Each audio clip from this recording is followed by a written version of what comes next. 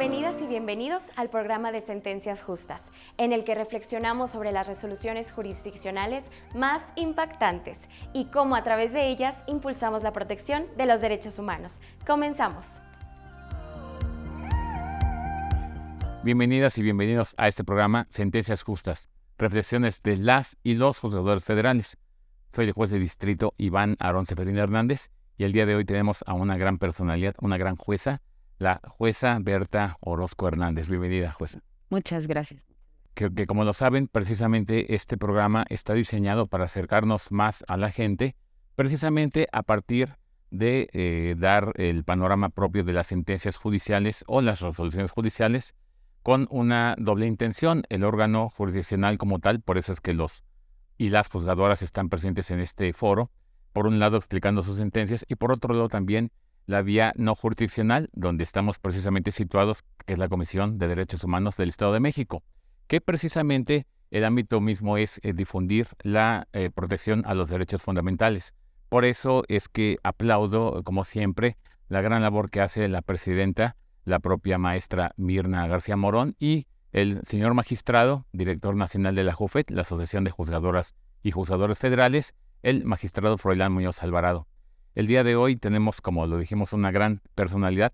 La jueza es una gran persona, además de esta misma cuestión, tiene un desarrollo profesional bastante evidente. Ella es académica, incluso también ha escrito diferentes artículos, sobre todo en materia de juicio de amparo, sobre todo también, por otro lado, en materia de argumentación jurídica y en materia de, desde luego, equidad de género. Pero para no dar mayor profundización en esta cuestión, vamos a ver el video de su semblanza. Corre video. Berta Patricia Orozco Hernández. Es maestra en Justicia Constitucional y Amparo y licenciada en Derecho por la Universidad de Guanajuato. Su excelente trayectoria profesional la ha llevado a ser actuaria judicial, secretaria y jueza. También se ha desempeñado como docente en materia de Derecho de Amparo en la Universidad de León, La Salle Bajío, Universidad Iberoamericana y la Universidad de Guanajuato. Es una destacada conferencista nacional en temas de justicia de género y derecho de amparo. Ha tomado varios cursos y actualizaciones en materia de derechos humanos por instituciones como la Organización de Estados Americanos, la Universidad de las Américas, la Universidad Iberoamericana, el Instituto de la Judicatura Federal y la Universidad de Girona. Actualmente es jueza primera de distrito del 29 Circuito con sede en Pachuca, Hidalgo. Y precisamente con esta labor judicial es que hoy nos va a presentar un caso muy interesante, sobre todo un aspecto, es una restricción constitucional que en su momento fue muy cuestionada, a la fecha sigue siendo muy cuestionada.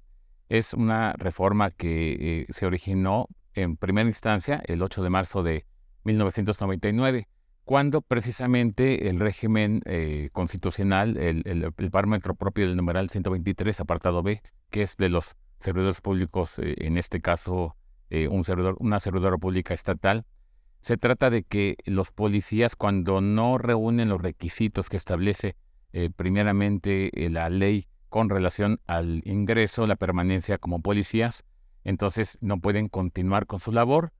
Y aquí la consecuencia es que no podrán ser reincorporados. Solamente las cuestiones de indemnización y lo relativo a las prestaciones que estén vigentes o que estén de alguna manera pendientes. Pero el punto se hizo aún más complicado cuando con la aparición del sistema penal acusatorio, que fue el 18 de junio de 2008, precisamente con la reforma constitucional. Además se adicionó a este catálogo más bien a esta restricción constitucional de los policías que no podían ser reincorporados, a la Fiscalía, a los agentes del Ministerio Público y a los peritos. Este panorama da una referencia muy compleja al respecto, porque lo que quiere decir es que, para decirlo en palabras sencillas, cuando un fiscal, un agente del Ministerio Público, un perito o un policía de los tres niveles de gobierno de alguna manera no reúnen los requisitos que la ley establece para su permanencia, no pueden continuar en el cargo, y lo que se traduce en lo que la jueza Berta nos va a explicar el día de hoy, lo que es la inestabilidad laboral en el panorama propio de este desempeño del cargo. En este caso en particular se trata de una policía, desde luego tendremos que tomar este asunto como algo excepcional, porque si no, nuestros policías estarían en una gran problemática a nivel nacional.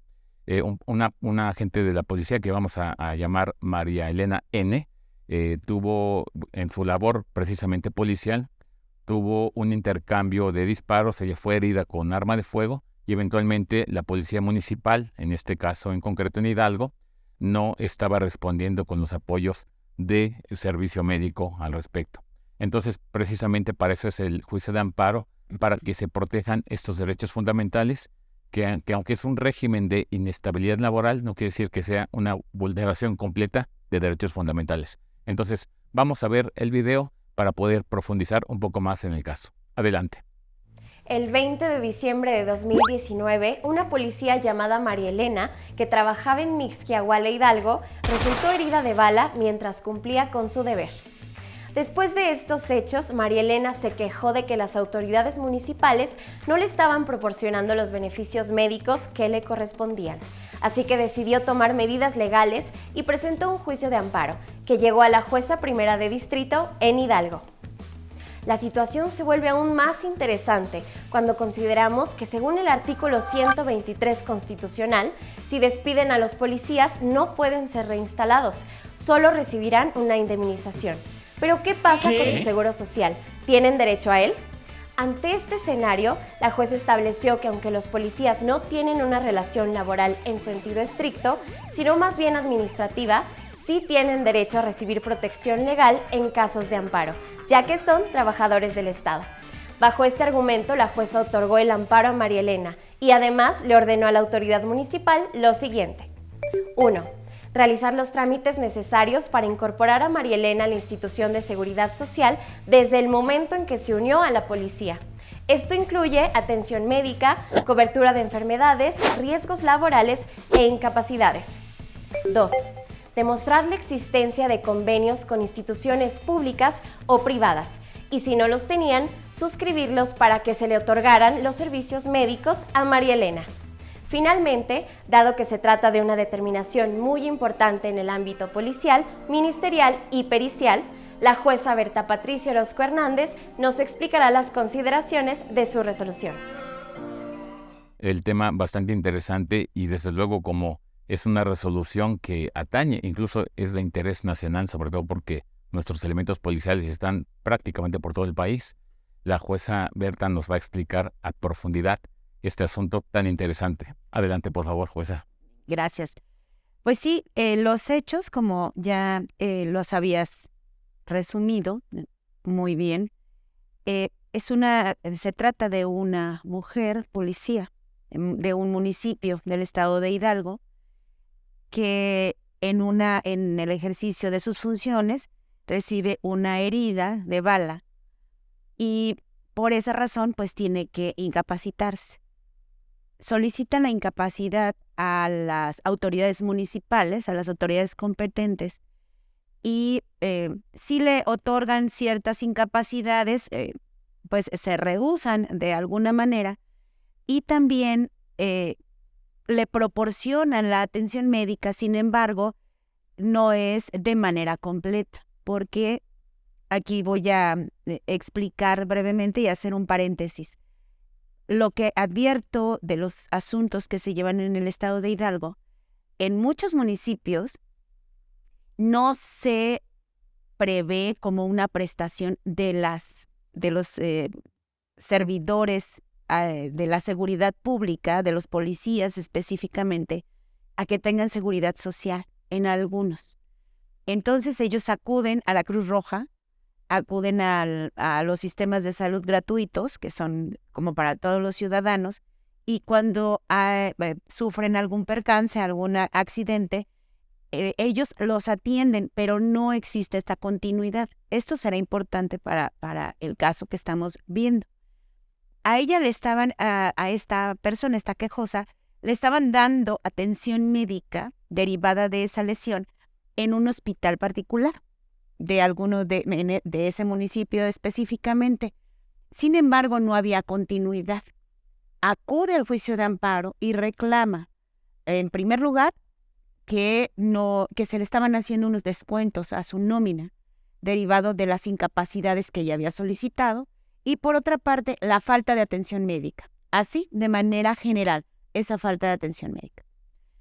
Analizando el asunto, derivado de los informes justificados de lo que habían expuesto los responsables, se advirtió que, en primer lugar, no era verdad que hubieran hecho reducciones al salario de la policía, porque derivaban de otras cuestiones, no específicamente de estas incapacidades. Entonces, por esa parte se sobresee el asunto. En lo que hace a la atención médica, pues sabemos, la atención médica se ha considerado, la falta de atención médica, se ha considerado un asunto que tiene de los prohibidos, o esa omisión se puede considerar como uno de los actos prohibidos por el artículo 22, que amerita una atención urgente porque en sí pone en peligro la vida. Y como nosotros y nosotras, jueces y juezas, no somos peritos en medicina, pues no podemos establecer qué tan grave tiene que ser esa omisión para que podamos señalar, establecer que se trata de una omisión de atención médica que pueda ocasionar el riesgo de pérdida de la vida. En algunos casos, discrecionalmente, los jueces y las juezas podemos decir que no se trata de ese tipo, pero pues creo que esta discrecionalidad tiene que enfocarse directamente en la protección de la salud de todas las personas. Y en esta parte, en relación con la atención médica, pues si bien podía establecerse, derivado de lo que ya decías, de que se trata de relaciones de tipo administrativo, porque ya sí se ha considerado por los criterios de la Suprema Corte, no por ello están exentos de la seguridad social. Efectivamente están sujetos a esta restricción constitucional. No podrán ser reinstalados y no es derivado únicamente del criterio de la Suprema Corte Mexicana, sino que deriva de criterios internacionales. Y tiene razón de ser, y hay mucha razón en esto, precisamente por las características de las labores que desempeñan. Los militares, los policías, está relacionado con la seguridad pública.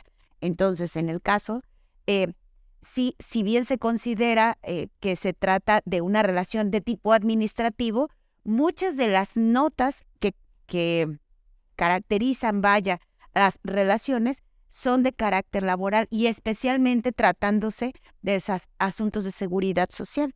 Es verdad, no pueden ser reinstalados, es verdad, ellos no tienen estabilidad en el empleo, pero la seguridad social no puede no observarse. Tan es así la Organización Internacional del Trabajo y el convenio 102 específicamente, y también el Pacto de Derechos Civiles Políticos establece este derecho a la seguridad. Las autoridades, pues, al rendir su informe, mencionan que le estaban atendiendo, le estaban dando esta atención médica, tan es así que exhiben y prueban con notas médicas, con algunas recetas o la compra de medicamento especial para su atención. Pero consideramos en esta sentencia que derivado de las lesiones, derivado de que no existía una continuidad en la prestación del servicio y que la salud es una cuestión tan importante que debe atenderse a todas las personas, y especialmente en este caso se consideró que lo primero o lo que teníamos que proteger era por la labor. Esta mujer policía había sufrido una lesión y no podemos dejarla desprotegida. Eso es muy importante. Y pues para el caso, una vez que se analizan todos estos criterios, el derecho a la seguridad social, a la continuidad, se concedió el amparo. Declaramos o emitimos una sentencia en la que la justicia de la Unión ampara y protege a esta mujer policía, y el efecto es interesante, porque a pesar de que pudieran haber demostrado que a ella le estaban dando atención médica, tendrían que crear una figura o emitir celebrar un acuerdo, convenio, o de la manera en la que quisieran llamar la autoridad administrativa, en este caso la autoridad municipal, con alguna institución de salud para que la quejosa tuviera una atención médica continua con el fin de que atendieran sus padecimientos. Y entonces vigilar además que no solamente la atención inmediata, que se le diera esa atención inmediata, sino todo lo relativo a su rehabilitación derivado de las secuelas que se había demostrado que ella iba a sufrir porque no había sido una lesión mínima. Y pues en términos generales eso fue lo que resolvimos, pero sí haciendo hincapié en el derecho a la seguridad social y sobre todo la atención médica. Este panorama es bastante interesante. Sobre todo, esto creo que pasó en Mixquiahuala, ¿verdad? Mixquiahuala. Mixquiahuala, perdón. Ujú. En este punto es bastante interesante esta situación en concreto porque vamos a remontarnos otra vez a la reforma de 2008, de 18 de junio, donde se creó este régimen, esta restricción constitucional para ya no solamente los policías, sino también los fiscales y eventualmente también para los peritos. Entonces, habría cierta confusión de que por el hecho de no tener, lo dijiste muy bien, lo dijo la cosa muy bien, en el sentido precisamente de que no es una relación laboral la que se considera así, sino de carácter administrativo. Pero esto no quiere decir que riña con la propia seguridad social. Incluso cuando estábamos remontándonos un poco a la reforma de 2008, se confundía de repente las instituciones y abusaban de la relación jerárquica y de alguna manera habría pues un maltrato a sus derechos laborales, ¿no? Laborales me refiero en sentido propio de lo que lleva una relación incluso administrativa.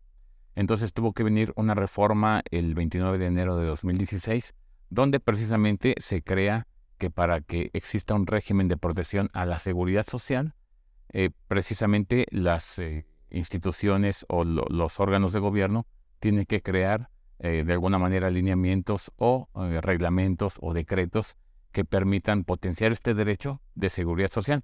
Este sistema de seguridad social que bien lo dijiste, la Organización Internacional del Trabajo establece que es precisamente un acceso a la persona y a sus hogares, dice así literalmente, a precisamente la seguridad social, que es, entre otros, la atención médica. Nuestro auditorio, Berta, en ocasiones la mayoría son abogados, otros no lo son. ¿Nos puedes explicar qué es un sistema de seguridad social, aunque sean peritos, fiscales y policías que no tienen una relación laboral? Por favor. Bien.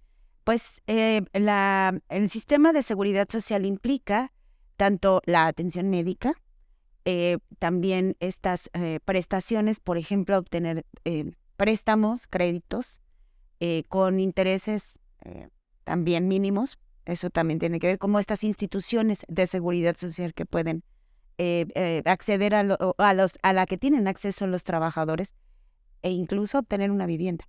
Estas prestaciones podríamos englobarlas así en términos generales. Y sobre todo, y tenemos que poner especial atención en lo relativo a la salud. Y sobre todo porque, si bien en la exposición de motivos de 2008, de esta reforma constitucional, que no fue prácticamente la iniciativa de ley, sino más bien el dictamen de las Comisiones Unidas, donde incorpora este régimen de excepción, donde, como lo indicamos, se incorpora a los fiscales y a los peritos, se habla de que la finalidad precisamente es tener órganos policiales, de procuración de justicia y periciales que sean acordes a la profesionalización y desde luego a una cuestión de lealtad, honestidad y órganos que no sean de alguna manera susceptibles o tendentes a la corrupción. Este panorama es bastante importante a nivel internacional porque, como bien lo dijiste, la propia esencia de la función es proteger la seguridad nacional a cualquier nivel, sea municipal, estatal o federal. El punto aquí en concreto, lo que puede ser bastante complicado, es que ya aterrizando este derecho internacional o este panorama internacional en México, lo que se debe hacer es profundizar en las leyes secundarias para que este régimen precisamente de excepción tenga cabida en una intolerancia a la corrupción, pero por otro lado que no se vulneren derechos fundamentales como el acceder a ese tipo de atención médica.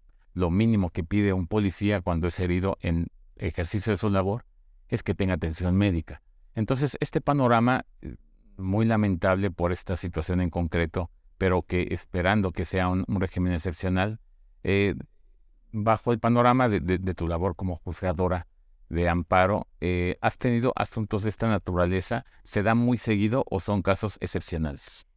Sobre todo, bien lo decías, hay que proteger a la policía. Esto en el ámbito de las competencias. En primer lugar, establecer estos regímenes de seguridad social para estos servidores.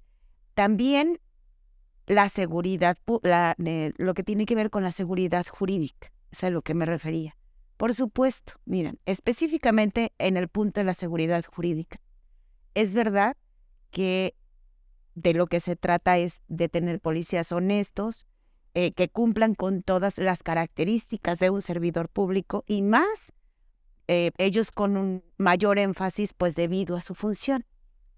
Pero esto no significa que no deban seguirse procedimientos para que puedan ser cesados, suspendidos y que entonces venga como consecuencia que no puedan ser reinstalados. ¿Qué sucede? En muchas ocasiones, al menos en los asuntos que yo veo, es que sin más despiden a los policías. No hay un procedimiento administrativo, por supuesto, porque no debemos confundir. Es verdad que la relación administrativa tiene algunas notas de tipo laboral, pero deben ceñirse a las reglas de tipo administrativo. Por ello, debe seguirse un procedimiento en el que se respete la garantía de audiencia, las formalidades esenciales del procedimiento, lo que no acontece. Y por supuesto, ya finalmente, si se ha determinado del cese o de alguno de los cuerpos de seguridad, de algún elemento de seguridad, pues si bien no tiene derecho a la reinstalación, tendrá derecho entonces a la indemnización. En eso ha sido muy claro, han sido muy claros los criterios jurisprudenciales. El derecho a la indemnización conforme a las normas laborales. ¿Bien? Y este es por una parte. No se siguen las formalidades del procedimiento. La atención médica también es un problema. Incluso me viene a la mente un asunto en el que está algún elemento de seguridad pública ha sido atendido en la Cruz Roja. Y la Cruz Roja sabemos que no es una institución pues del tipo que se requiere para que den esta atención médica. No puedes obligar a que tenga esta continuidad porque no existen ni estos convenios, ni existe manera de que ellos estén sujetos a una obligación de seguir atendiéndolo. Incluso es limitada la atención que puede dar la Cruz Roja Mexicana, en este caso. Pero es hasta donde llega la seguridad, la atención médica. Y ya te decía, en materia de suspensión, por ejemplo, y así seré muy general, si acuden al juicio de amparo señalando o reclamando el cese, pues para conceder la suspensión nosotros no podríamos conceder para que siguieran sus funciones, evidentemente, porque habrá que tenerlo o relacionarlo con esta restricción constitucional. Sin embargo, sí tienen derecho, por ejemplo, a recibir el salario mínimo o el mínimo, el 30% para su supervivencia, pero además que cuente con la atención médica derivada o como la venía derivado del contrato que él tenía con el municipio, si se trata de un servidor municipal, pero hay ocasiones en las que nos topamos que las propias normas no prevén la atención médica. Entonces, tendremos que señalar alguna otra figura y establecer de qué manera tenemos que proteger la salud de este servidor, porque, te decía, tendremos que equipararlo a estos derechos que tienen los trabajadores, equiparar su labor o estos derechos igual que cualquier otro trabajador en términos del artículo 123. Pero esto es algo más común de lo que uno cree. Y es un panorama bastante lamentable. porque vamos a hablar de situaciones reales, es decir, estamos en nuestro país, podemos decir, pues, y esas plataformas sirven precisamente para difundir ese tipo de conocimientos, de información con relación a la situación real de los policías. ¿Qué pasa? ¿Qué sucede cuando, por ejemplo, un policía desempeña su labor, lo quiere hacer de la mejor manera posible? Sabemos que el salario de los policías, estoy limitándolo a policías, desde luego, pero se involucran fiscales y peritos. Un fiscal gana mucho menos, por ejemplo, que un defensor público en materia federal, hablando de esta naturaleza, cuando en otros países, por ejemplo, un fiscal tiene un salario muy parecido al de un juez y al de un defensor. Entonces, son panoramas que primero empezamos con aspectos muy lamentables, como la percepción salarial de los policías es muy baja, de los fiscales, a nivel desde luego de otros países, y también incluso de los peritos. Entonces empezamos con un régimen que es muy limitado en su salario, pero lo hemos visto, de hecho me ha tocado ver también algunos elementos policiales que de un día a otro ya no los dejan entrar a su centro laboral. ¿Por qué? Porque se hicieron exámenes de confianza, que esos exámenes deben estar muy cuidados porque es el panorama ahora a la inversa. Puede haber un abuso de la autoridad, me refiero de la autoridad que contrata al propio al gobernado para que sea policía, perito o fiscal. ¿Y qué puede suceder entonces? Que bajo el panorama de los exámenes de confianza, de repente no aprobó por ejemplo, polígrafo, detector de mentiras, para decirlo de manera más llana. Por ejemplo, cuando hablamos de que quizás, y vamos a hablar de cosas reales, fue a la calle y comió carne, tacos de bistec, y la carne tenía clenbuterol, y esa es una sustancia que se detecta por los exámenes antidoping, y si es un examen toxicológico puede salir negativo y se queda sin trabajo. Pero ¿cuál es la situación real que vemos generalmente en México? Al menos no sé si sea lo que has visto también tú en tu devenir como juzgadora, que de un momento a otro dicen, ¿sabes qué? No aprobaste este examen, entonces no entras a tu centro laboral, tus cosas te las vamos a dejar en la puerta, y de repente dicen, tenemos, suponiendo, para dar un panorama más o menos general, le tocaban 50,000 pesos como indemnización. Tengo 7,000 pesos, ¿los tomas o los dejas? La gente dice, no voy a tomar eso. Tienen que llegar a una demanda laboral o ya sea de otra índole. El punto en concreto es que tenemos a un policía que es apto para manejar armas, que es apto para conocer información más allá que tenemos los gobernados, que se queda sin trabajo y que de alguna manera esto puede proliferar delincuencia. Porque las personas, los policías, los fiscales, los peritos tienen familias y de repente si un día para otro ya no entra a laborar y no tiene tampoco una percepción como siempre lo ha tenido, entonces el panorama se vuelve bastante crudo, que es precisamente donde se van a ver sin trabajo y con una necesidad humana que todos tenemos, que es percibir un salario. Entonces el panorama, como juzgadores, tenemos desde luego que aplicar la norma. Y este tipo de juicios de amparo son bastante importantes para poder definir cuestiones que quizás están olvidadas, la situación de estas personas. Por eso es muy fácil criticar a la policía, gritarles de cosas en la calle, que hemos tenido asuntos de esta naturaleza, pero situarnos en su situación personal es muy complicado. ¿Cómo podría mejorar la norma secundaria? Desde luego, este es un panorama un poco más, una pregunta más genérica, para proteger este derecho que tienen las personas de que no suceden este tipo de cosas, ¿verdad? ¿Qué opinas al respecto? Bien, pues en principio están estas garantías secundarias que tienen que ver con los medios de control jurisdiccional. Y tener esto muy claro, es la aplicación de la ley. Pero también el legislador, para el establecimiento de estos medios de protección para los policías. Si la crisis de impunidad, pues tiene varias facetas.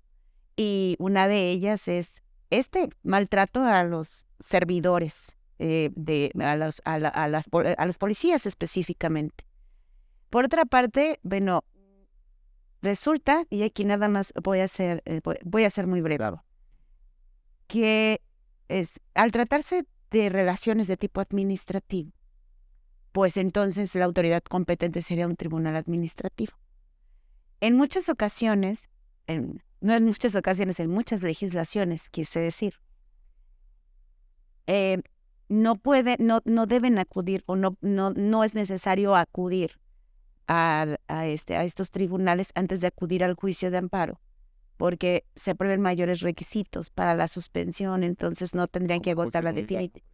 Sí, un juicio contencioso, Claro. y no lo pueden hacer porque prevé mayores requisitos para la suspensión. Y entonces esto trae como consecuencia que todos los asuntos los conozcamos en el juicio de amparo. Y bien, este es por una parte, pero sabemos lo técnico que puede ser el juicio de amparo, lo complejo que puede ser en algunas ocasiones, pero para estos casos, bueno, existe la suplencia. Pero tampoco se tiene mucho conocimiento de cómo puedo, para este caso, para estos casos, cómo puedo yo hacer reclamar mis derechos, cómo puedo hacer válidos mis derechos, específicamente los policías. Sabiendo que al acudir al juicio de amparo, nosotros nos encargamos, porque así lo establece la ley, de que se les indemnice hasta el último centavo. Claro. Porque en ejecución de sentencia se tiene que hacer incluso la liquidación, a llevarse de todos los elementos para establecer cuánta es la cantidad que le toca especialmente al trabajador. Y creo que es hacer conciencia, no tratarlos así. Y sobre todo, creo, me voy al principio, el desconocimiento que tenemos, que tienen muchas de las normas. Porque es lo que te decía, empieza desde que la autoridad municipal, específicamente los policías municipales, porque eso es algo que es muy común, desde el momento en que en una reunión de cabildo despiden a un policía, sabiendo además que esto es abiertamente inconstitucional, porque no se están siguiendo las formalidades esenciales del procedimiento. Y entonces deriva en que tenemos muchísimos asuntos judicializados cuando bien podrían resolverse aplicando las normas, conociendo cuáles son las normas y que además tuviéramos como auxiliares también tribunales administrativos, sin tener que acudir hasta la autoridad federal, que podríamos ser como la última opción para el caso de que efectivamente existiera esta violación abierta a los derechos humanos de los servidores públicos. Creo que pues podríamos abundar en todos estos problemas, ¿no? Pero esto es algo que es muy común. Hay muchísimos asuntos, al menos en el estado de Hidalgo, relativos a los despidos de policías municipales en especial, en los que no cuentan con seguridad social y simplemente dicen, tú ya no vas a estar aquí. Y que de alguna manera uno cuando ve a un policía, por ejemplo, que no enfrenta a un delincuente, bueno, a una persona que está delinquiendo, dice, ¿por qué no lo hace? No sabe la envergadura más bien la plataforma de falta de protección que hay detrás del propio policía, en este caso en particular hablando de un policía que es el caso en concreto. Y bueno, desde luego, estas plataformas pueden servir para que la gente podamos al menos no solamente criticar a los cuerpos policiales, a los peritos o los fiscales, sino que la propia actividad y su función laboral y su desempeño de alguna manera está muy inestable, incluso esto por una cuestión ya plasmada en la Constitución. Entonces, se debe tener cierta empatía con este tipo de funciones porque realmente lo que hacen es jugarse la vida por cuestiones que incluso de repente no son reconocidas. Y bueno, Berta, pues no sé si quieras finalizar con alguna cuestión de este asunto tan interesante. Creo que es muy importante difundir este tipo de información. La gente de repente no conoce o no conocemos en términos generales esta profundización y si quieras manifestar algo con relación a este asunto tan interesante. Bien, pues creo que en principio, como todas las personas, como mexicanos, igual sean unos servidores públicos, debemos estar muy conscientes de nuestros derechos. Entre ellos, si alguien es servidor público, saber o debe saber que tiene el derecho a todas estas prestaciones, a la seguridad social, tiene derecho a la indemnización y tiene otros derechos que pueden protegerse a través en los tribunales de la Federación y que puede tener la seguridad de que pues ahí serán o se harán efectivos estos derechos, decía, hasta que termine y hasta que terminen de liquidar en todo caso las prestaciones que corresponden, pero que creo que será importante y nada más es hacer conciencia del conocimiento de los derechos y también, como tú decías, que sepamos qué hay detrás de un policía y toda la inseguridad que puede tener y que puede sufrir. Y entonces, tal vez hacer un alto y pensar qué podríamos hacer nosotros para que se les respetaran sus derechos y entonces esto contribuyera también a que tuviéramos una seguridad pública mucho más efectiva. Muchas gracias, Berta, y sobre todo el respeto a los policías, porque la verdad, de repente la figura policial nos provoca en términos generales una resistencia cuando son cuerpos que de alguna manera protegen a la sociedad. Y bueno, pues esta resolución todavía en adición precisamente a lo que acabas de decir, va a estar en el vínculo que tiene este video, por si quieren consultarla, la versión pública, para que puedan tener un panorama más completo a profundidad de esta resolución tan importante. Pues Berta, no me queda más que decirte que como ciudadano, como juzgador, como parte de integrante de esta sociedad, muchas gracias por emitir una sentencia justa. Muchas gracias. Hasta luego.